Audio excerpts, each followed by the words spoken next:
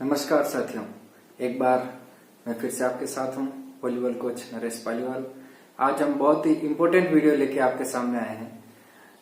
इस वीडियो को बनाने का जो मोटिव, जिसके लिए मुझे प्रेरित किया है, मैं धन्यवाद देना चाहूंगा मालती मैडम, हमारे राजस्थान सेक्रेटरीट स्पोर्ट्स ऑफिसर, अंतर्राष्ट्रीय वॉलीबॉल खिलाड़ी, आपको कि आपने मुझे मोटिवेट किया कि आप इस कोरोना के दौरान बच्चों को कैसे खिला सकते हैं और किस प्रकार से आप बच्चों को, छोटे बच्चे जो हैं उनके बारे में बताइए कि कैसे डेवलपमेंट किया जाएगा।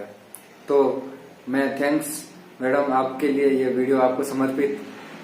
सबसे पहले यह जो वीडियो मैंने बनाया है उसके लिए काफी जगह से लिटरेचर जो इकट्ठी की थी, उसके बाद हमने अच्छे से अपना एक अलग से नोट्स बनाए हैं और उसको ट्रेनिंग के ऊपर हम लेके जा रहे हैं। उसके बारे में मैं आपको बताना चाहूंगा। सबसे पहले कोई भी खेल, न केवल वॉलीबॉल, आज यह वीडियो सब खेल के लिए है और लास्ट कुछ पार्ट है जो वॉलीबॉल को डेवलपमेंट करने की जो स्टेजेस हैं उसके बारे में बात करेंगे। सबसे पहले जब बच्चा जन्मता है, जैसे मेंटल, आजकल एजुकेशन स्टडीज में ऐसा हो गया है कि बच्चे को आपका जब से बच्चा 1 साल का है तब से लेके आपको पूरा ध्यान रखना है, उसका हर तरह से कोचिंग होती है। उस प्रकार से अपना भी वॉलीबॉल या कोई भी अदर स्पोर्ट्स हम देखें तो किस प्रकार से बच्चों में डेवलपमेंट होगा, उसके बारे में यह वीडियो हम लेके आए हैं। अब वीडियो शुरू करते हैं। सबसे पहले बच्चा अप टू जब पैदा होता है तब से लेके 2 साल तक, 2 साल तक उसे बिल्कुल अपनी इनर्शियल स्टेज पे, नेचुरल स्टेज पे रखना है। उसे बिल्कुल नेचुरल स्टेज पे रखना है। आप कोई ट्रेनिंग नहीं दे सकते। जिस प्रकार से वह मूवमेंट कर रहा है उसको करने दीजिए। इस टाइम के बाद वो चलने भी शुरू हो जाता है और माताएं बहनें हो जाता है, स्कूल में जाना शुरू हो जाता है। तो बच्चा स्कूल का बैग लेके 2.5-3 साल में हम जनरली एडमिशन करवा देते हैं प्री नर्सरी, नर्सरी में। तो उस दौरान कौन सी एक्टिविटी करवानी है, मेरा यह वीडियो आज उन सभी शिक्षक बंधुओं के लिए भी है जो प्राइमरी एजुकेशन में बच्चों को पढ़ाते हैं। तो आप किस प्रकार से ध्यान रखते हैं, मैं अलग से एक वीडियो 2 से 7 वर्ष के लिए अलग से एक वीडियो और लेके आऊंगा। उसकी एक्टिविटी डेमोन्स्ट्रेशन के माध्यम से आपको दिखाऊंगा। मगर आज मुख्य रूप से ये जो एज ग्रुप मैंने डिवाइड किए हैं उसके ऊपर हम थोड़ा सा चर्चा करेंगे और सभी स्पोर्ट्स में किस तरह से जाना है उसके बारे में हम बात करेंगे। 3 से लेकर 7 वर्ष तक का बच्चा जो एजुकेशन में उसकी फर्स्ट स्टेज है, डेवलप करने की तरफ जा सकते हैं। थोड़ा पीटी करवा सकते हैं, बच्चों को सीढ़ियां चढ़ाना है, जो जैसे ऊपर नीचे चलते हैं। तो जनरली आपने स्कूलों में भी देखा होगा, नर्सरी क्लास जो होती है फर्स्ट ग्राउंड फ्लोर पे होती है, तो ज्यादा उनके ऊपर लोड नहीं दिया जाता है। आपको मेंटल एबिलिटी के गेम ज्यादा खिलाने हैं। वह बच्चा काल्पनिक दुनिया में होता है तो उसकी इमेजिनिंग जो है वो मैक्सिमम यहाँ डेवलप करनी है। और छोटे छोटे जो खेल है जो हम बचपन में खेला करते थे, पकड़म पट्टी है, छुपन छुपाई है, उस टाइप के जो खेल हैं, आप ऐसे खेलों को ज्यादा इन्वॉल्वमेंट करेंगे। कहाँ पे करेंगे? 3 से लेके 7 वर्ष तक के बच्चों के ऊपर। फिर आता है 8 से लेके 11 वर्ष तक के बच्चों के लिए। 8 से लेके 11 वर्ष तक के बच्चों के लिए मैं सजेस्ट करूंगा, या काफी लिटरेचर हमें बताती है कि 8 से लेके 11 साल तक का जो बच्चा है बेस्ट टाइम है बॉल सेंस डेवलप करवाने का। वो जाके वॉलीबॉल खेलेगा, बास्केटबॉल खेलेगा, फुटबॉल खेलेगा, हमें नहीं पता उसका टैलेंट किसके अंदर है। सिर्फ हम ये बात कर रहे हैं कि उस बच्चे को हम बॉल सेंस डेवलप करवाएंगे। कौन से एज ग्रुप में करवाएंगे? 8 से लेके 11 साल तक बॉल सेंस डेवलप करवाएंगे। तो बॉल सेंस डेवलप का जो मैं आपको बता रहा हूं, बॉल सेंस डेवलप करवाने का जो है वह एज ग्रुप होगा 8 से लेके 11 साल तक। फिर 12 से लेके 15 साल तक बच्चा अंडर 14 खेलने के लिए तैयार होता है। वह बच्चा किसी न किसी स्पोर्ट्स की तरफ जाता है, बेसिक स्किल्स सीखता है, उसको रिपीट करता है। उसके बारे में हम बात करेंगे।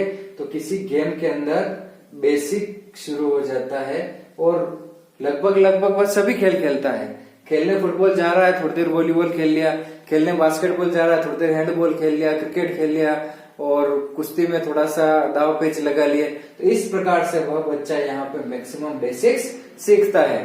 अब रही बात 16 से लेकर 18 साल तक, वह लगभग एक गेम का चुनाव कर चुका होता है और उसके अंदर उसको परफेक्शन या नई से नई स्किल सीखना, उसके मस्कुलर डेवलपमेंट भी होना स्टार्ट हो जाते हैं और यही ट्रेनिंग, यह दोनों ही ट्रेनिंग बॉयज और गर्ल्स में अलग अलग टाइप से चलेगी। हम बात कर रहे हैं जब 16 से 18 साल तक बच्चे का, लड़के का, तो यह लड़की का जनरली थोड़ा सा बैक हो जाएगा, कम से कम 15 से 17 साल मानेंगे उसके लिए।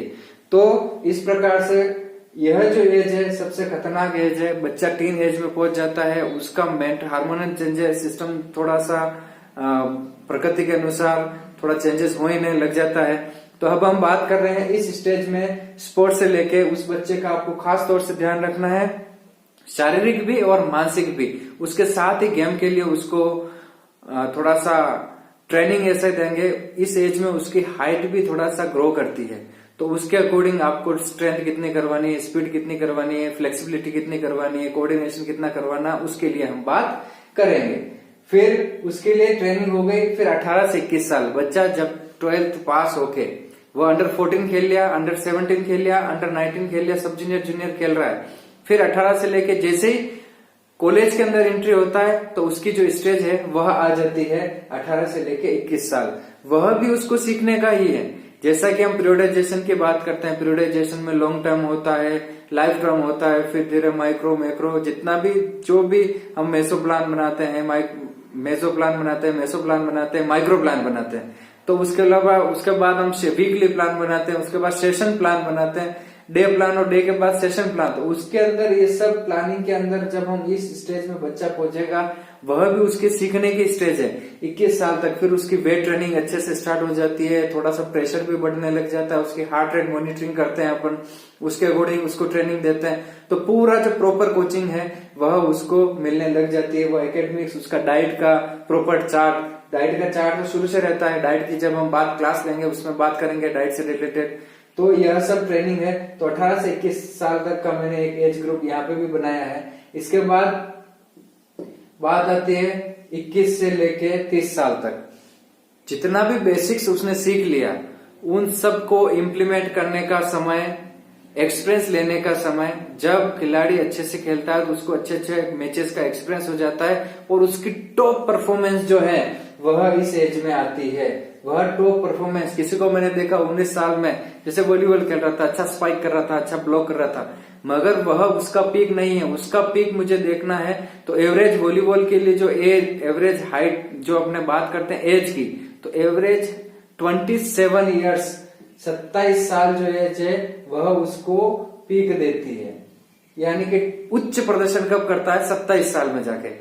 तो उसको एक्सपीरियंस के लिए जो जरूरत है, मानसिक योग्यता, खिलाड़ी जब स्किल वाइज सब बराबर हो जाते हैं उसके बाद जो मैचेस रहते हैं बड़े इंटरनेशनल लेवल पे या हम किसी एक अच्छे से लेवल पे जा रहे हैं, वहां अच्छे अच्छे कोचेस सभी अपनी टीम को लेके आ रहे हैं, उसके बाद जो मैच हो रहा है वो सिर्फ सबके मानसिक और आपका दृढ़ निश्चय कितना अच्छा है, आप मोटिव कितने हैं, आपका फाइटिंग स्पिरिट कितनी है, उसका मैच है। तो अपनी स्किल्स को आप कैसे उसको एग्जीक्यूट कर रहे हैं उसका मैच है। तो यह एज ग्रुप रखा है। उसके बाद एज ग्रुप रखा है 30+। 30+ में खिलाड़ी को खेलना क्यों जरूरी है? क्योंकि उससे दूसरे खिलाड़ी प्रेरित हो। सबसे पहला स्पोर्ट्स के नजरिए से देखें, दूसरा अपना खुद का फिजिकल फिटनेस अच्छा हो। और काफी ऐसे प्लेयर हैं जो स्टार्ट करते हैं 30 साल की एज में और उसके बाद भी वो अच्छा प्रदर्शन कर सकते हैं। आई नो वेरी वेल, जब मैं एनएस कर रहा था पटियाला से, जो बैच था वॉलीबॉल का 2010-11, वहां पे एक एथलेटिक्स के खिलाड़ी थे बाबू भाई करके, गुजरात से बिलोंग करते हैं। तो मेरा एक फ्रेंड है दक्षेश, तो हैंडबॉल कोच है वो गुजरात में, उन्होंने बोला चलो मिल के आते हैं। फिर मेरे को पता चला वो बंदा आर्मी में है और उसने 28 साल के बाद स्पोर्ट्स स्टार्ट किया था। फिजिकल तो फिट थे मगर स्पोर्ट्स की स्किल्स क्या होती है, ट्रेनिंग जो जितना भी किया उन्होंने उसके बाद भी वो इंडिया को रिप्रेजेंट कर रहे हैं। तो ऐसे काफी प्लेयर होते हैं, मगर यह कहा जाए तो काफी टफ है।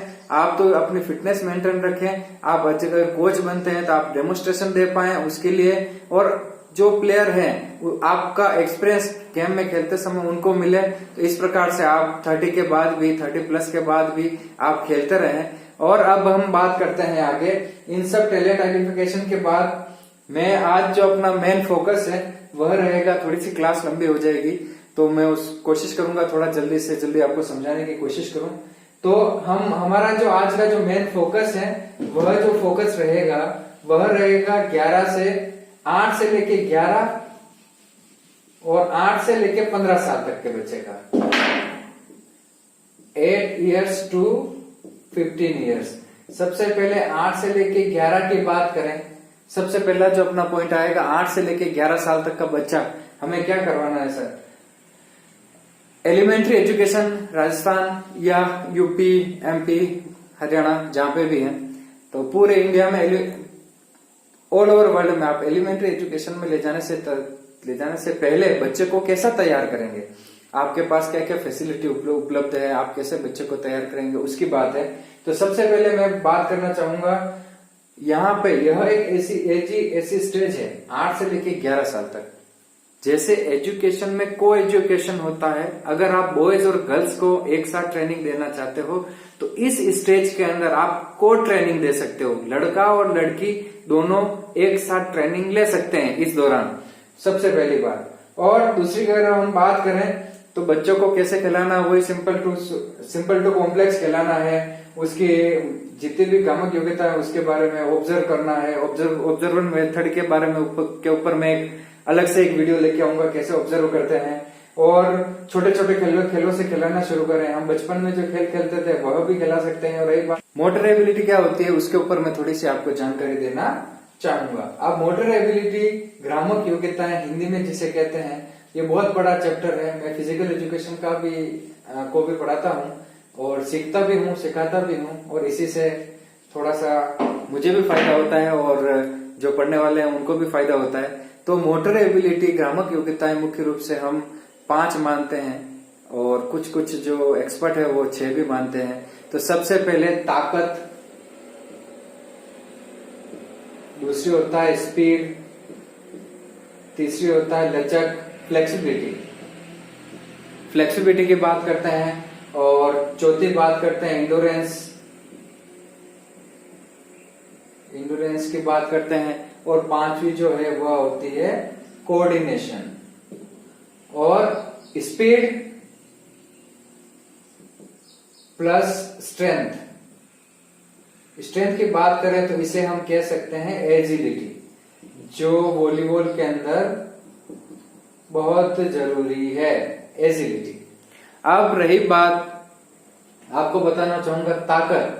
हम एज ग्रुप की बात कर रहे हैं और वहां पे भी बात कर रहे हैं 8 से लेके 11 साल तक का बच्चा, लड़के और लड़कियां एक साथ ट्रेनिंग लेंगे। ताकत की बात है, मसल्स इतने डेवलप नहीं होते हैं, नेचुरल जो मसल्स हैं उनके अंदर, उन्हीं से हमें सिखाना है। तो हम अगर ताकत की बात करें तो ताकत भी अलग अलग है। आप पावर की बात करेंगे, मैक्सिमम स्ट्रेंथ की बात करेंगे, पावर एंडोरेंस की बात करेंगे, जनरल एंडोरेंस की बात करेंगे। तो मैं स्ट्रेंथ की अगर बात करता हूं तो स्ट्रेंथ एंडोरेंस जो है सिर्फ हमें उसकी जरूरत होती है। स्ट्रेंथ एंडोरेंस कम से कम ताकत में ज्यादा से ज्यादा बच्चा खेल सकता है, क्योंकि बच्चे की कैपेसिटी ज्यादा होती है। जैसा कि बताया कि बच्चों के अंदर एक्स्ट्रा एक्टिविटी होती है, आप देखोगे कुछ न कुछ वह करता रहता है।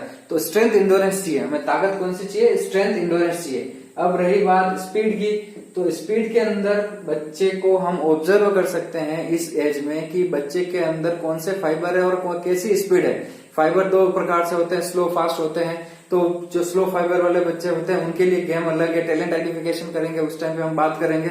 तो हमें इस टाइम पे उसके फाइबर की बात, बच्चा कहते हैं कि फाइबर बच्चा जब जन्मता है तब उसके बॉडी में आ जाते हैं, न तो उसको घटाया जा सकता है न उसको बढ़ाया जा सकता है। जो फाइबर है उसको आप कितना एक्टिव करते हैं उसके ऊपर डिपेंड करता है। किसी का स्लो फाइबर है, लॉन्ग डिस्टेंस रनिंग अच्छा कर सकता है, वह शॉर्ट रनिंग इतनी अच्छी नहीं कर सकता, एरोबिक एक्टिविटी अच्छी करता है, जो अनएरोबिक एक्टिविटी है वो इतनी अच्छी परफॉर्म नहीं कर सकता। अगर ऐसे समय में उसके कोई पिताजी है या गाइड करने वाला है, अगर वह कहता है उसको अनएरोबिक एक्टिविटी करो, आप 100 मीटर की स्प्रिंट मारो, और बच्चे में कैपेसिटी ज्यादा है, ये शूटिंग जैसे गेम की कैपेसिटी है, तो वो बच्चा क्या करेगा, उसमें अच्छा परफॉर्म नहीं कर पाएगा। उसको लाइफ टाइम उस गेम में रखेंगे तो भी अच्छा परफॉर्म नहीं कर पाएगा। तो हम थोड़ा सा इस टाइप से उसको ऑब्जर्व करेंगे। इसके ऊपर और भी हम बहुत सारी बात करेंगे जब मोटर एबिलिटी की जो क्लास लेके आऊंगा मैं, जो बड़े बच्चों के लिए जब हम बात करेंगे 18 से लेके 21 तक या 16 से लेके 18 तक, तो उसमें हम उसको और भी अच्छे से समझेंगे। और फ्लेक्सिबिलिटी की बात करेंगे, बच्चों में जनरली पहले से बहुत अच्छी फ्लेक्सिबिलिटी होती है इस एज के अंदर, और भी हम उसको मेंटेन करने के लिए स्ट्रेचिंग वगैरह जो थोड़ी करवाएंगे उसके ऊपर बात करेंगे। अब बात करते हैं इंडोरेंस की, वही जनरल इंडोरेंस की बात हो जाएगी। और कोऑर्डिनेशन एबिलिटी, मोस्ट इम्पोर्टेंट है। इस एज के अंदर जो भी बच्चा आपके पास है, अगर अंडर 14 लेवल पे स्कूल में है, आप एलिमेंट्री एजुकेशन में अगर पढ़ाते हैं, तो उसको मैक्सिमम कोऑर्डिनेशन एबिलिटी की एक्सरसाइज कराइए। तो मैं एक वीडियो, पूरी कोऑर्डिनेशन एबिलिटी की एक वीडियो डालूंगा, जिसमें कम से कम 10, 15, 20 मिनट की वीडियो होगी। उसमें सब एक्टिविटी जो होगी वह कोऑर्डिनेशन की जितनी भी एक्टिविटी है वह सब होगी। कहीं जाके बच्चा ग्लास से पानी को खाली करके आ रहा है, छोटी छोटी एक्टिविटी जो इस एज के अंदर किसी भी गेम के अंदर नहीं। हम अभी तक किसी की गेम की स्पेशलाइजेशन की तरफ नहीं पहुंचे, मगर उसको छोटे छोटे वीडियो, छोटे छोटे गेम के तहत हम उसको क्या करेंगे, एबिलिटी डेवलप करेंगे। उसके बाद हो गई कोऑर्डिनेशन एबिलिटी, 5-7 प्रकार से है, उन सब की बात करेंगे। और एजिलिटी, थोड़ा सा एक थोड़ी सी अच्छी सी एज आ जाएगी उसके ऊपर, मगर थोड़ा सा मूवमेंट हम बनाना शुरू करेंगे। ये सब स्ट्रेंथ की बात हो गई। अब हम जब ताकत बच्चे को ट्रेनिंग दे रहे हैं, तो एक चीज का हमें पहले से पता होना चाहिए, चाहे वह 8 से 11 साल तक का बच्चा है, उस टाइम पे फर्स्ट स्टेज है, तब उसमें हमें फोरकास्टिंग होती है। यह बच्चा किस गेम में जाएगा, किस गेम के अंदर अच्छा परफॉर्म करेगा, तो उसके लिए आपको आना चाहिए कि उसका थोड़ा ऑब्जर्वेशन। तो ऑब्जर्वेशन करने के लिए 2 फैक्टर में सबसे पहले उसके ऊपर बात करना चाहूंगा, मेन 2 फैक्टर के ऊपर बात करना चाहूंगा। मेन एक तो है ट्रेनेबल फैक्टर, दूसरा नॉन ट्रेनेबल फैक्टर। एक जिसे हम बदल सकते हैं, दूसरा जिसे हम नहीं बदल सकते। इसे हम बदल सकते हैं, इसे हम नहीं बदल सकते। तो नहीं बदल सकते हैं, इसको भी कहते हैं कि लेस ट्रेनेबल फैक्टर, थोड़ा बहुत माइनर चेंजेस कर सकते हैं। तो जिसे बदल सकते हैं, अगर आपके पास स्ट्रेंथ नहीं है तो स्ट्रेंथ आ जाएगी, आपके पास स्किल अच्छी नहीं है तो स्किल कोच आपको अच्छी सी ट्रेनिंग देंगे, आपको स्किल कवर कर लेंगे। इंडोरेंस इंडोरेंस हम थोड़ा सा डेवलप कर लेंगे। फ्लेक्सिबिलिटी अच्छी नहीं है, फ्लेक्सिबिलिटी डेवलप कर लेंगे।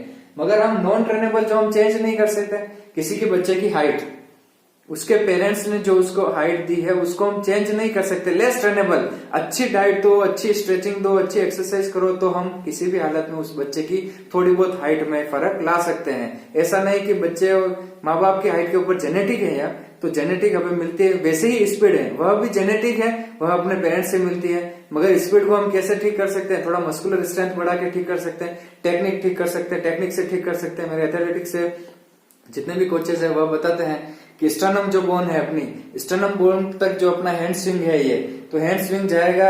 और जैसे पाँव की स्ट्रेंथ है, तो आपको फ्यूल खर्च कम करना पड़े, टेक्निक अच्छी हो, स्ट्रेंथ अच्छी हो आपका थोड़ा, तो उससे थोड़ी सी स्पीड चेंज हो सकती है। बाकी स्पीड को जनरली आप चेंज नहीं कर सकते, क्योंकि आपके पेरेंट्स जेनेटिक है, ये पेरेंट्स ने दिए।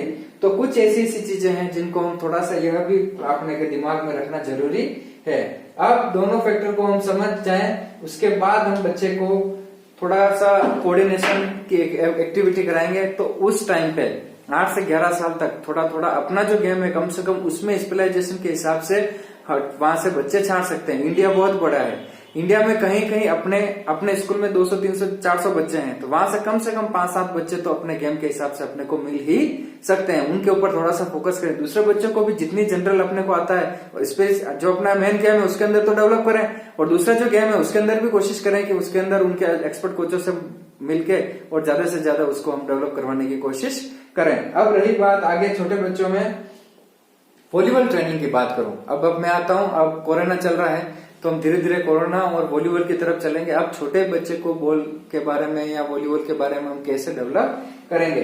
तो वॉलीबॉल के अंदर अगर हम बात करें तो स्टार्टिंग एज में सबसे पहले उसको खेलने के लिए तैयार करना है अंडर 14 तक, ताकि वो अंडर 14 में जाते ही अच्छा परफॉर्म करेगा। अंडर 12 वाला बच्चा अच्छा वॉलीबॉल खेल रहा है, ठीक है, एक्सेप्शनल है, मगर उसका टॉप परफॉर्मेंस इस एज कैटेगरी में अंडर 14 में ही आना चाहिए। यानी कि बहुत अच्छा खेल रहा है, मगर वो 8th क्लास में उससे भी ज्यादा अच्छा खेलेगा, तो उसका जो टॉप परफॉर्मेंस है वह कब आएगा, अंडर 14 में 14 साल के ऊपर आएगा। अब बॉल सेंस डेवलप करने के लिए मैं पहले ही बताया एक वीडियो बनाऊंगा जिसमें कोऑर्डिनेशन एबिलिटी का एक अलग है और बॉल सेंस डेवलप करने का अलग। कोऑर्डिनेशन एबिलिटी के लिए कम से कम 15, 20, 30, 40 जितनी भी ड्रिल है मैं मैक्सिमम कोशिश करूंगा एक वीडियो में जितनी आ जाए, और अपने बॉल सेंस डेवलप करने की जितनी भी ड्रिल है उसके बारे में भी, छोटी बॉल, बड़ी बॉल, छोटी बॉल, जो भी करना है, और कुछ एक्टिविटी मैं अभी आपको करके अभी दिखाऊंगा अभी।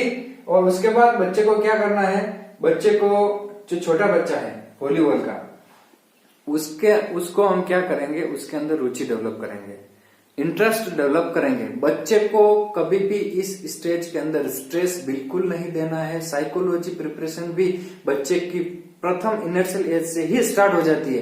काफी बच्चे इसलिए खेलना छोड़ देते हैं कि वो मानसिक रूप से खेल के लिए इतना फिट नहीं होते। अब भाई रही बात रुचि, बच्चों को एंजॉय आए और उनको इंटरेस्ट कैसे डेवलप करेंगे, तो अगर मैं इंटरेस्ट डेवलप करूंगा, वॉलीबॉल खिलाता हूं, तो सबसे पहले कुछ नहीं, बच्चे को एक दिन साथ में लेके जाऊंगा अपने वॉलीबॉल कोर्ट की तरफ। बच्चे क्या कर रहे हैं, कोई खेल रहा है, स्पाइक कर रहा है, बॉल बना रहा है, तो वह बच्चा उनको देखेगा। और छोटे छोटे उसकी एज के जितने भी बच्चे हैं, उसको वो क्या मूवमेंट कर रहे हैं उसके बारे में वहां ले जाके उसको छोड़ दूंगा। उसकी भी मर्जी होगी, थोड़ी सी बॉल फेंक ली, पकड़ ली, उसके बारे में। उसके बाद क्या करेंगे, उसको देखेंगे जब कोई अच्छा टूर्नामेंट हो रहा है, उसमें मैन ऑफ द मैच कब मिलता है, सीरीज कब मिलता है, जब सब लोग क्लैपिंग कर रहे हैं, वो प्राइज लेने जा रहा है, तो बच्चे को देखूंगा तो उसकी भी इच्छा होगी कि मैं भी यह देख के प्राइज ले सकता हूँ। उसके बाद कभी उसको भी लोअर टी शर्ट डाल दे, भाई चल शूज पहन ले, अच्छा किट पहन ले, अपने ग्राउंड पे चलते हैं, तो बच्चा इंटरेस्ट से आपके साथ आना शुरू कर देगा। जैसे पेरेंट्स उसको ग्राउंड पे छोड़ के जाएंगे, तो छोटे बच्चों के अंदर एक चीज को खास तौर से ध्यान रखना, वॉलीबॉल के अंदर मी पैड ले आए, उसके एक थोड़ी सी बॉल खरीद के दे दी, तो इससे क्या बच्चे में इंटरेस्ट थोड़ा ज्यादा डेवलप हो जाता है अपने गेम की तरफ। थोड़ा हमें पता चल गया बॉल क्या खिलाड़ी वॉलीबॉल खेलेगा, उसके थोड़ा सा ऑब्जर्व कर लिया, ठीक है वॉलीबॉल खेलने के लिए है, 8 से 11 साल के आसपास आया बच्चा, तो कम से कम 5वीं 6वीं में आया, तो उसको हमने थोड़ा सा बॉल सेंस और इंटरेस्ट डेवलप करना उसका शुरू कर दिया। अब उसके बाद रही बात बच्चे को मोटिवेट करने की। इस एज में किसी भी बच्चे को किसी भी हाल में डिमोटिवेट नहीं करना है, उसको हमेशा मोटिवेट करना है। कभी कभी खेलने में अच्छा परफॉर्म नहीं कर पा रहा, तो भी उसको हमेशा मोटिवेट करके रखेंगे। अब इस स्टेज के अंदर बच्चे को प्रतियोगिता की भावना अभी नहीं लेके आनी है। आप 5वीं 6वीं में खिला रहे हो, कंपटीशन नहीं आ जाए कि ये अच्छा है मैं बुरा हूं, नहीं। आप जैसे सेशन खत्म हुआ या मैच खत्म हुआ, जैसे उसको कभी प्राइज देना है, किसी एक बच्चे को फर्स्ट सेकंड थर्ड करके हम नहीं देंगे। 10 बच्चे मेरे पास आते हैं, 10 को सिमिलर एक जैसे प्राइज देंगे, ताकि वह बच्चा उससे मोटिवेट। बच्चे को खिलाते समय वह उसका चोट नहीं लगे, इसका पूरा आप ध्यान रखें। वह जितना इंजरी फ्रू खेलेगा, जितना स्ट्रेस फ्रू खेलेगा, जितना एंजॉयमेंट के साथ खेलेगा, उतना ही उसका डेवलपमेंट ज्यादा होगा। वह जितना मोटिवेट होकर खेलेगा, इंटरनल मोटिवेशन एक्सटर्नल इंटरनल, तो इंटरनल मोटिवेशन उसका जितना ज्यादा से ज्यादा डेवलप कर सकते हैं वह भी करना है, एक्सटर्नल डेवलपमेंट भी करना है। इंटरनल उसको खुद की इच्छा हो, मेरे को प्राइज लेना है, मेरे को खेलना है, और बाहर से उसको एक्सटर्नल मोटिवेशन भी मिलता रहे, किट मिलेगा, प्राइज मिलेगा। अंदर से मोटिवेशन भी मुझे अच्छा लगता है, मैं बॉल मारता हूँ, अच्छा लगता है, दूसरों के सामने मेरी जो एक्टिविटी है वो अच्छी लगती है। अब रही बात वॉलीबॉल सिखाने के लिए, तो हम जैसे ही 11-12 साल का बच्चा आता है, हम उसको स्किल सिखाना शुरू करते हैं। तो स्किल सिखाने के लिए भी ध्यान रखना, उसके पास अभी कोई ताकत इतनी अच्छी नहीं है। वह बच्चा जो है बिल्कुल ग्रोइंग एज में है, वह टीन एज की तरफ जाने वाला है। उसकी जैसे ग्रोइंग एज में है, उस टाइम पे बच्चा इतना डेवलप नहीं है कि आप उसके ऊपर इतना स्ट्रेस डालो कि इंजरी हो जाए। आप ध्यान रखना, बेसिक स्किल सिखानी है, बिल्कुल बेसिक स्किल सिखानी है। जैसे कि उसका हाथ जो है, उसकी ग्रिप भी इतनी अच्छी नहीं हो सकती, तो फिंगर पास खेलने के लिए इतना एबल नहीं है जितना वो अंडर आर्म खेल सकता है। वो सर्विस की कौन सी सर्विस होनी चाहिए, इस सब का ध्यान हो। जैसे हम डी खेला रहे हैं, अंडर आर्म खेला रहे हैं, तो अंडर आर्म के लिए ठीक है, तो बॉल की साइज भी आपके पास थोड़ी छोटी होनी चाहिए। अब जब हम आपको स्किल डेवलप करेंगे, उसकी स्किल डेवलप करेंगे, खास तौर से ध्यान रखेंगे वह बच्चा थकान की अवस्था में किसी भी हालत में नहीं होना चाहिए।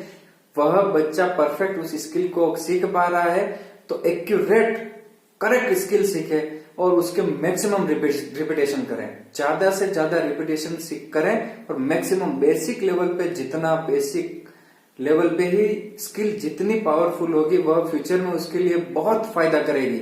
वह बच्चा आपको फ्यूचर के परफॉर्मेंस को देख के चलना है कि या इंडिया प्लेयर बनने वाला है, और वहां जाके इसने यह गलती कर दी, तो हो सकता है इंडिया टीम के सिलेक्शन के टाइम पे उसका सिलेक्शन कट जाए। तो बेसिक हम स्किल की बात कर रहे हैं, अंडर आर्म, डी आर्म, जैसे उसके हाथ छोटे होते हैं, तो करेक्ट करे स्किल, और बिना थकान की अवस्था में करे, और मैक्सिमम रिपीटेशन करे मूवमेंट के साथ, आगे पीछे ऊपर नीचे, जितना भी उसकी कैपेसिटी को देख के ही अपने को उसको ट्रेनिंग देनी है। और थकान हो जाए मानसिक शारीरिक, तो उसको छोड़ा के थोड़ा फन करवा दे, दूसरी रिक्रिएशन एक्टिविटीज करवा दें। अब रही बात वॉलीबॉल के टैलेंट को देखने के लिए, तो वॉलीबॉल के अंदर मैं एक दो बात स्पेशली आज कहना चाहूंगा कि वॉलीबॉल के टैलेंट आइडेंटिफिकेशन में हम क्या देखते हैं। सभी में वॉलीबॉल होता है, चाहे वह कोई भी हो जिसके हाथ पैर सलामत है वह वॉलीबॉल खेलता है। उसका लेवल आगे जाके अलग अलग हो सकता है, कोई स्कूल लेवल तक ही खेलेगा, मगर उसमें वॉलीबॉल का टैलेंट उतना तो है कि 2-4 स्किल खेल के वह स्कूल लेवल तक खेले। हमें सभी लोगों को वॉलीबॉल खिलाना, सभी इंटरनेशनल नहीं खेल सकते। आज इंडिया में राउंड फिगर 3 लाख के आसपास वॉलीबॉल प्लेयर होंगे। एक वॉलीबॉल फैमिली बहुत बड़ी है, उसके साथ उसमें मतलब मिनिमम अगर माने तो भी 3 लाख के आसपास वॉलीबॉल के प्लेयर होंगे। 3 से लेके 4 लाख तक जो भी बेसिक उनको भी अगर ऐड करते हैं, प्रोफेशनल की तरफ जाते हैं तो 3 लाख जो वॉलीबॉल प्लेयर हैं वह 3 ही लाख प्लेयर या 1500 के आसपास जितने भी कोचेस हैं, तो वह सभी इंटरनेशनल कोचेस नहीं है, या सभी 3 लाख ही प्लेयर अंतर्राष्ट्रीय खिलाड़ी नहीं बन जाएंगे। सब कोई डिस्ट्रिक्ट लेवल का, कोई स्टेट लेवल का, कोई नेशनल लेवल का, तो वह तो उसमें टैलेंट है। स्कूल लेवल पे खेलेगा, इंटर क्लास खेलेगा, तो इंटर क्लास में भी क्लास में एबीसी जो एबीसी क्लास में सेक्शन है वहां खेलेगा, तो उसके अंदर वो तो टैलेंट है, कम से कम अपनी गली में खेलेगा, तो सभी के अंदर है। और मेरी एक ही यही मैं कहना चाहूंगा कि आप मास पॉपुलेशन को खिलाए, वहां से जितनी मास पॉपुलेशन खेलेगी उतना ही अपने पास टैलेंट अच्छा आएगा। तो अब हम आगे बात करेंगे, ये संख्या जितनी बढ़ेगी तो नॉट ओनली वॉलीबॉल, सभी खेलों के लिए यह संख्या जितनी बढ़ेगी उतना फायदा देगी। अब टैलेंट, कहीं ना कहीं टैलेंट की बात करूं, यह वॉलीबॉल का टैलेंट है। आज सचिन तेंदुलकर खेलता है, वह क्रिकेट का टैलेंट है? नहीं है। क्यों नहीं है? टैलेंटेड प्लेयर था, अभी भी है टैलेंट, तो उसमें और भी परफॉर्मेंस कर सकता है। मगर टैलेंट में अगर हम प्रॉपर स्पोर्ट्स की भाषा में बात करें, आई नो वेरी वेल की टैलेंट आइडेंटिफिकेशन की क्लास अभी ऑनलाइन क्लासेस भी चल रही है एफआईबी की, वीएफआई की, और साई कंडक्ट करा रहा है। दलजीत कौसाब ने हमारे को पढ़ाया था, आज भी मेरे को अच्छे से याद है वह टैलेंट आइडेंटिफिकेशन कैसे करना है। तो कहीं न कहीं प्लेयर को देख के उसके फ्यूचर का फोरकास्टिंग करना कि यह क्या करेगा, इसके अंदर कितना परफॉर्म करने की कैपेसिटी है, तो यह कहीं न कहीं टैलेंट को सर्च करना है। बच्चा छोटा है और उसके पेरेंट्स की अच्छी हाइट है, उसमें फाइबर फास्ट है, जितना मुझे लेस ट्रेनेबल फैक्टर है वह सभी पूरे हैं, मुझे सिखानी स्किल है, तो वहां पे मैं फोरकास्टिंग कर सकता हूं कि यह बच्चा आगे जाके बहुत अच्छी परफॉर्मेंस देने वाला है। तो यह टैलेंट मैंने उसके अंदर देख लिया। उसको भी खेलना तो आता ही नहीं, ग्राउंड पे आया है, उसमें थोड़ी बहुत उसकी मूवमेंट एक्टिविटी देख के मैंने उसके टैलेंट का आइडिया में लगा रहा हूँ, फोरकास्टिंग कर रहा हूँ। तो यह टैलेंट कहीं न कहीं फ्यूचर की परफॉर्मेंस को देखा जाना कहीं न कहीं टैलेंट जरूर कहलाता है। और वॉलीबॉल में सबसे ज्यादा ऊंचाई, स्पीड, अब वॉलीबॉल के अंदर ऊंचाई की तो बात है, इस एज में बच्चा तो इतना लंबा भी नहीं हुआ, मगर फिर भी उसमें कोई कोई सिम्टम्स दिखने लग जाते हैं। जैसे बच्चे की लंबाई, ये लड़का है, ये बच्चा है, इसकी लंबाई ये है और हाथों की लंबाई ये है, तो ये जो लंबाई है वह इस लंबाई से ज्यादा होनी चाहिए। यह लंबाई से ज्यादा, जितना हाथ अच्छा लंबा होगा, लंबाई तो है, फुल हाइट है, वह जा रहा 195, मगर हाथ अगर आर्म स्पान करे तो वो 2 मीटर जाते हैं। तो यह टैलेंट बहुत ब्राइट है, मगर इस लेवल पे नहीं। हम बात कर रहे हैं 8 से 11 साल, अभी 11 साल के आसपास के बच्चे की बात कर रहे हैं, तो कहीं न कहीं उसके हाथ की जो लेंथ है वह देखी जाएगी। और फ्यूचर में जब हम टेस्ट लेंगे उसके अंदर और भी ज्यादा चेंजेस, क्योंकि हम टेस्ट एलिवेशन उसका बराबर फीडबैक लेते रहते हैं, करते रहते हैं, जब तक कि वो अच्छे परफॉर्मेंस नहीं करने पर लग जाए। तो हम बात कर रहे हैं स्पीड की, और कुछ जेनेटिक गुण भी देखते हैं, और मेंटल हेल्थ भी देखते हैं, बच्चा कितना साइकोलॉजिकल फिट है और उसको हम कैसे डेवलप कर सकते हैं, ये भी आगे बात कर रहे हैं। और बेसिक ट्रेनिंग होनी बहुत जरूरी है। हम बेसिक ट्रेनिंग की बात करें इनर्शियल एज पे, इस 11, 12, 13, 14 साल तक बेसिक ट्रेनिंग, जितना आपका बेसिक मजबूत होगा उतना आपको रिजल्ट ऑटोमेटिक मिलेगा। फर्स्ट में नहीं मिल रहा है कोई बात नहीं। मैं आज इस वीडियो के माध्यम से भी कहना चाहूंगा, हमारे कोच साहब हैं राजस्थान के अंदर, मान साहब सीनियर प्लेयर है, वसंत जी मान, हम उनको बहुत रिस्पेक्ट करते हैं, और वो हमेशा कहते हैं बेसिक इतनी पावरफुल करो, बेसिक इतनी पावरफुल करो। तो आज रियल में अभी अंडर 17 गर्ल्स का गोल्ड है और मैक्सिमम लड़कियां वहीं की हैं, उनके उस ग्राउंड की। तो मैं जैसे उनकी तरह ही ये बात बहुत सही है कि आपको बेसिक ट्रेनिंग करनी है और वहां पर बहुत अच्छी बेसिक ट्रेनिंग करनी, बहुत अच्छी ट्रेनिंग और स्किल्स वो बच्चा सीख जाए। बच्चों के टैलेंटेड बच्चों का एक अच्छा सा ग्रुप भी आप बना के रखें। अगर बच्चा उसके जैसे बच्चे स्कूल में भी थोड़ा सा उनको थोड़ा चांस दें, स्कूल के जो फिजिकल टीचर है वो एक दूसरे के साथ रहे, घुले मिले बैठे, तो आपस में कोऑर्डिनेशन की भावना भी उनके आती है। तो ट्रेनिंग बेसिक हो, मगर स्पेशलाइजेशन अभी आप नहीं दे सकते। वह बच्चा 11 साल का है, आप क्या स्पेशलाइजेशन दोगे उसको? आप सिर्फ उसको खिलाओ, बॉल के साथ टच करो, मैक्सिमम जितना और करेक्शन करते रहो, खिलाते रहो, और अपना जो टारगेट है उसकी तरफ आप धीरे धीरे धीरे धीरे, अभी अपने पास पूरा वाइड टारगेट है, हमें टॉप परफॉर्मेंस की तरफ जाना है। बच्चे अपने पास बहुत सारी चीजें हैं, इन सबको धीरे धीरे रिमूव करते करते करते करते अपने को टॉप परफॉर्मेंस की तरफ जाना है, तब बिल्कुल एकदम क्रीम बनेगा बच्चा। अभी अपने पास इतना वाइड एरिया है, हमें पता नहीं कि बच्चा अभी क्या बनने वाला है, क्या उसका स्पेशलाइजेशन है।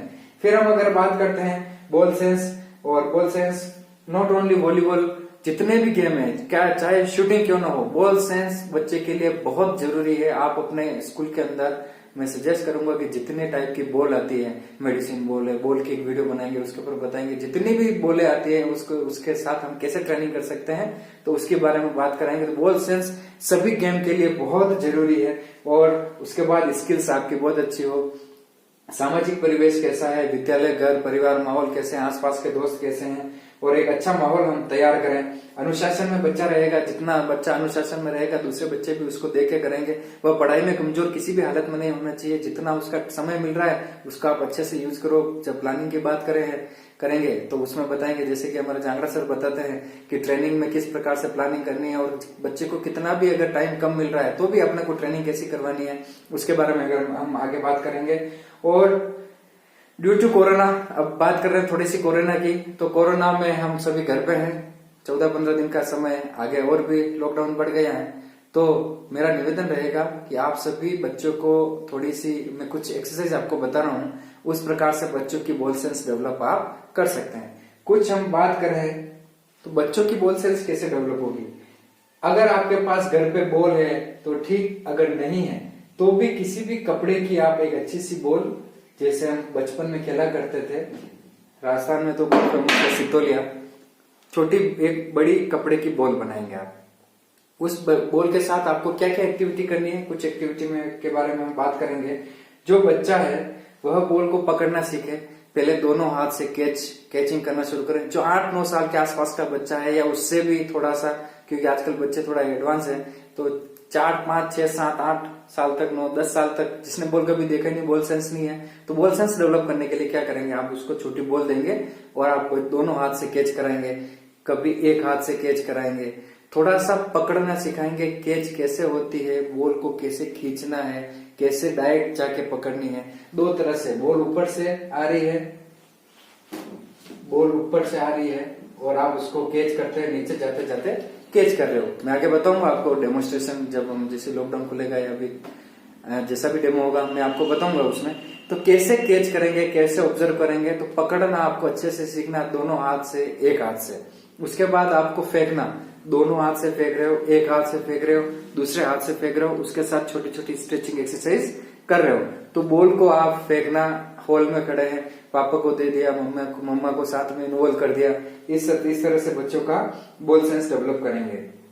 अब यह सब फेंकना है, छीनना, बच्चों को हम पापा पकड़ रहे हैं, बॉल को छीनने की कोशिश कर रहा है, बॉल को अच्छे से पकड़ रहा है, यह भी उसका कहीं ना कहीं बॉल सेंस डेवलप हो रहा है। आंखें बंद करके खींच रहा है, उसको बॉल को खींच रहा है, खींचने के बाद दूसरे ने पकड़ा, एक दूसरे को खिंचा रहे हैं, चोट नहीं लगे इसका खास तौर से ध्यान रखें। और आप पेरेंट्स और जो फिजिकल टीचर है, आप थोड़ा ध्यान रखें कि किस तरह से बच्चों को इंजरी से फ्री खिलाना है। तो इस तरह से पकड़ना, फेंकना, थ्रो करना, खींचना, यह सभी हम डेवलपमेंट धीरे धीरे करेंगे। यह सब और भी हम आगे कैसे कर सकते हैं, उठ के खड़े खड़े फेंक रहे हैं, फिर बैठ के फेंक रहे हैं, फिर लेट के फेंक रहे हैं, फिर खड़े खड़े एक हाथ से फेंक रहे हैं, बैठ के एक हाथ से फेंक रहे हैं, लेट के एक हाथ से कर रहे हैं, दोनों हाथ से पीछे जाके पीछे फेंक रहे हैं, फिर एक हाथ से पीछे फेंक रहे हैं दूसरे हाथ से।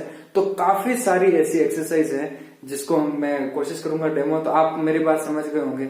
आप फेंक रहे हैं तो भी कैच कर रहे हैं, एक हाथ से कैच किया, एक हाथ से कैच किया, एक हाथ से खड़े खड़े करके किया, बैठ के किया, चेयर पे बैठ के किया, टेबल पे बैठ के किया, सोफे पे बैठ के किया, लेट के किया। तो किसी प्रकार से बॉल को जिस अलग अलग एंगल से, कभी यहां से किया, कभी यहां से किया, कभी सिर के ऊपर किया, कभी घुटने के पास किया, तो इस टाइप से बॉल का जो बॉल सेंस है यह डेवलप होता है।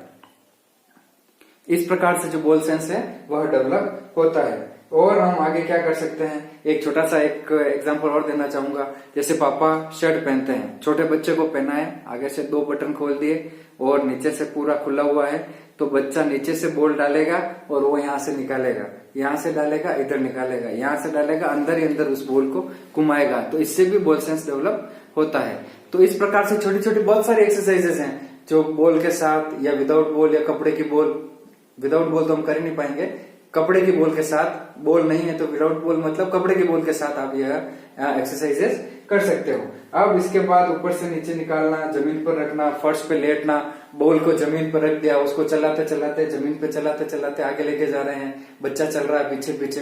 तो इस प्रकार से छोटी छोटी एक्टिविटीज आप करवा सकते हैं बच्चे को। सीट से मार के बॉल को लेके जा रहा है, वैसे फन में फर्श पे चल रहा है, चोट भी नहीं लगेगी और काफी अच्छी एक्सरसाइज बॉल सेंस डेवलप हो जाएगा। तो छोटे बच्चे को, आज हमारा जो मेन टॉपिक था, जैसा कि मैडम ने बताए थे, आपको छोटे बच्चे को जो 8 साल से 7 साल से लेके 11 साल तक है उसका बॉल सेंस कैसे डेवलप करते हैं, और उसको आप योगा कराइए, मेडिटेशन कराइए, मेंटल फिट बनाइए अभी से, ताकि वो फ्यूचर में जाके अच्छा एक फाइटिंग स्पिरिट करके देश के लिए एक अच्छा सा खिलाड़ी बनके तैयार हो सके। Thank you very much.